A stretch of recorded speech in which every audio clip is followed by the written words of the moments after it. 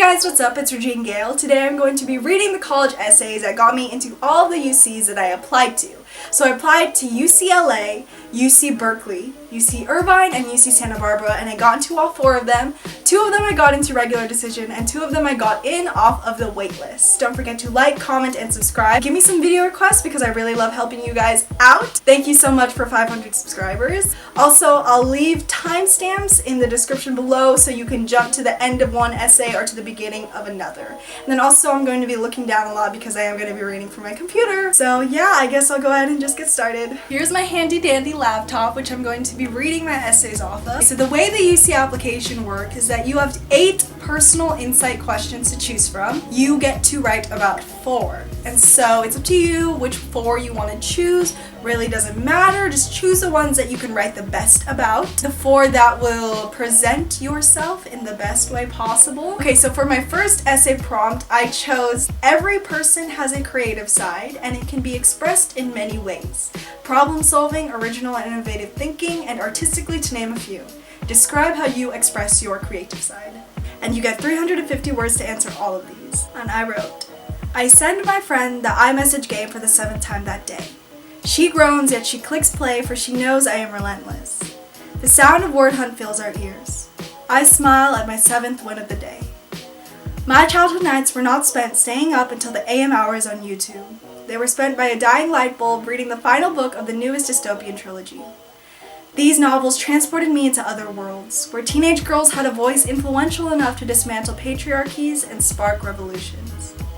In high school, I saw that while I didn't have tyrannical governments to overthrow, I had the chance to argue real-world issues. After joining debate, I saw how similar stringing letters together in word hunt was, so grouping arguments together for a case. Throughout the years, my love for words and storytelling has found a new home in social advocacy. When I create a debate case, I am writing my own novel. In a life of unpredictability, the words I say and their lingering influence are in my creative control. The speech and debate program at my school has a limited amount of resources and coaches. I have never let this deter my success or that of my teams.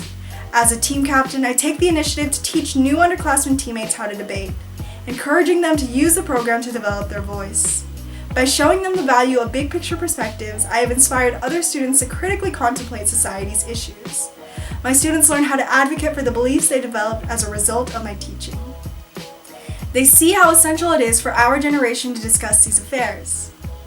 When we discuss hypotheticals now, we create the basis of future tangible plans for change. Through this collaborative platform, where I have the opportunity to share and embrace differing world perspectives, I spark my own kind of revolution. Time for the day's 8th game of word hunt. Forever searching for the links and impacts that yield benefits, my creativity finds a home in words of advocacy. For my second essay, I chose the prompt, what would you say is your greatest talent or skill? How have you developed and demonstrated that talent over time? And I chose to talk about my job for this essay. A bed, a nightstand, a bathroom. The 4 walls elicit feelings similar to that of a 5-star hotel room. What differs are the wires connected to the heads of sleeping patients, creating an image straight out of an alien movie. Working at a doctor's lab with studies done in these hotel rooms to treat sleep disorders has developed my talent for effective communication. People skills are crucial in every workforce, but this is especially the case in one involving frantic patients desperate for reassurance and quick remedies. Every day at work, I see how my rhetoric plays a crucial part in maintaining efficiency. When children exit pre-consultations with the doctor anxious about their upcoming study, I simplify my words as I re-explain the procedure and take them through welcoming tours of our lab. The hotel room analogy goes a long way in bringing younger patients comfort. I watch as my words turn anxious expressions into wide smiles of excitement. Because of me, complications with the lab's pediatric patients have diminished. Increased productivity is a result of children no longer fearing a process they anticipate in the environment I've built for them. On the other end, I embrace the contrast in tone I must employ when interacting with older patients. When adult callers I wrote this word and I can't even pronounce it. When adult callers barrage me with questions, I alter the playful rhetoric reserved for kids. Instead, I emit maturity and professionalism when I inform adults on what to wear, bring, and expect. Whether it be scheduling consultations, answering questions, or appointment reminders, I utilize effective communication to ease my work's stressful process. Through my job, I have realized not only the value of communication, but also the very techniques one must employ when interacting with a wide range of patients. I have seen how crucial it is to tailor my diction and tone accordingly for every unique message I relay and every individual patient I meet. When I help patients feel secure, productivity flourishes. Anther has equipped me with crucial communication tactics I will forever use when I eventually assist my own diverse clientele. The third prompt I chose was, what have you done to make your school or community a better place? The first time my mother took me to a thrift store, she told me to keep it a secret. She thought I would be embarrassed at school, an outcast from the girls who owned new, high-end clothing. But I understood my mom's frugality when she showed me her childhood house in the Philippines. She had no running water, air conditioning, or plumbing. We thrift shop because my mom understands the value of money. As she told me stories of children in her neighborhood still suffering from adverse conditions similar to hers, I sought a way to have my school disregard our differences and help me assist my home country. At the end of my sophomore year, I organized an international homeless youth supply drive. I asked for my peers' assistance through speeches in classes and on the announcements, declaring that all of their donated clothes and toiletries would go to Filipino school children in need. I spent my 16th birthday in the Philippines at my mother's former impoverished elementary school. That day, I fed children and their families homemade chicken and spaghetti, dispensing my school's donations amongst them. Their superintendent drew inspiration from the event and now aims to host annual supply drives of similar nature.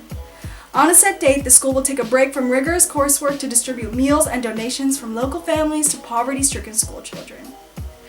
I recognize my ability to contribute to poverty alleviation and through it help my mom's community and my own. I have learned and taught my school that it is not the quality of our possessions that matter. What does is the way we band together and utilize our available assets to help the underprivileged. Seeing the lingering effects of my influence inspires me to not only do my part in diminishing systemic poverty, but to forever bring international communities together and create ways for my peers to practice humanitarian aid. I want to one day create my own nonprofit that assists individuals in need. As I continue to organize projects like this, it will be for my mother.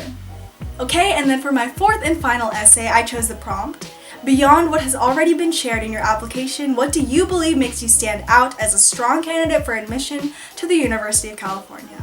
And this is sort of a wildcard essay. You can write about basically anything you want, and I chose to write about my experience and love for kids. So I wrote, my best friend is a 5th grader. My darkest moods are lifted with her smile and infectiously optimistic attitude. She shares her authentic world perspectives, and I see nothing but intellect within her. She is everything I adore about children. When I designed a lesson plan for students in elementary, it was for her. I spent 2 weeks of my 10th grade elective traveling downtown to lead a group of my peers and teach a class crucial navigational practices, including how to use a compass and read a map. Through a hands-on approach and respectful discussion, I created an environment that encouraged children to cultivate and further their creativity. When I employ this practice to the children I volunteer with at the zoo, church, or library, I motivate change makers. I stand out not just because of my extensive experience with children, but because I utilize the lessons I learned to pay them back for the joy and fulfillment they bring me. Through time spent with a diverse number of children in a wide range of settings, I have found new ways to be a positive influence. But wherever it be, the development of my leadership skills pale in compared importance to one central lesson I've learned. Always take creative initiative. Finding multiple volunteer opportunities where I could inspire children wasn't enough, so I launched my own route to effective childhood impact. As someone constantly looking for ways to build unique roadmaps to success, I have seen how crucial innovation is in providing the youth with multiple ways to become leaders. Like my best friend, all children are witty and passionate, but it is their genuine curiosity and drive to learn that fuels my love for kids. As someone who never settles for less, creating new approaches to building a future for the youth is my life's overarching objective. In my pursuit of higher education, I will forever utilize the opportunities I'm presented with to assist a demographic too often underestimated and neglected. Kids are the future. Everything I do for the rest of my life will be for them.